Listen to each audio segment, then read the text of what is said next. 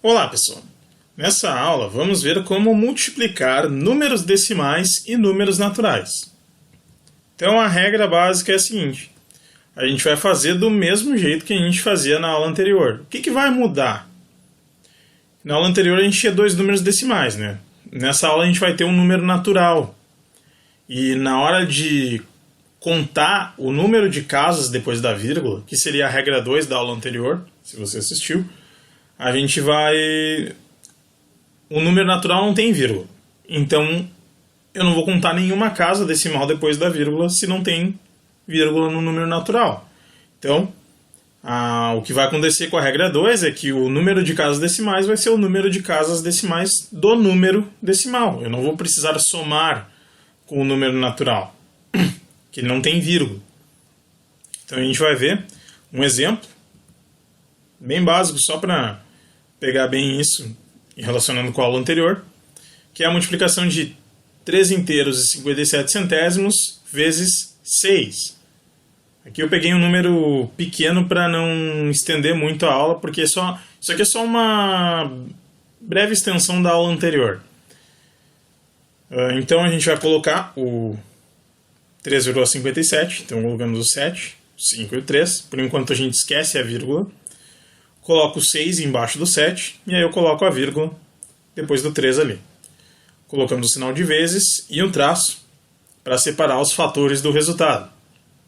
E aí a gente só vai multiplicar o 6 por todos os algarismos de cima. 6 vezes 7 é 42, então coloco o 2 ali embaixo, sobe o 4. 6 vezes 5 é 30, mais 4, 34. Coloco o 4 ali embaixo, sobe 3. 6 vezes 3, 18. Mais 3 é 21. Então eu coloco o 1 ali embaixo e sobe 2. Não tem mais números para serem multiplicados pelo 6, então só baixo 2 no resultado. E aí onde é que vai ficar a vírgula? A regra 2 da aula anterior, se você revisar, dizia que a gente tinha que somar o número de casas decimais dos dois números. No caso aqui, o 6 não tem vírgula. O número de casas decimais depois da vírgula. O 6 não tem vírgula. Então não tem o que somar aqui. O número de casas decimais depois da vírgula vai ser o número de casas decimais depois da vírgula do 3,57, que são duas casas decimais. Então, o meu resultado vai ter que ter o quê? Duas casas decimais depois da vírgula. Então, a vírgula vai ficar exatamente entre o 1 e o 4, porque o 4 e o 2 vão ficar depois da vírgula. Então, a vírgula fica aqui.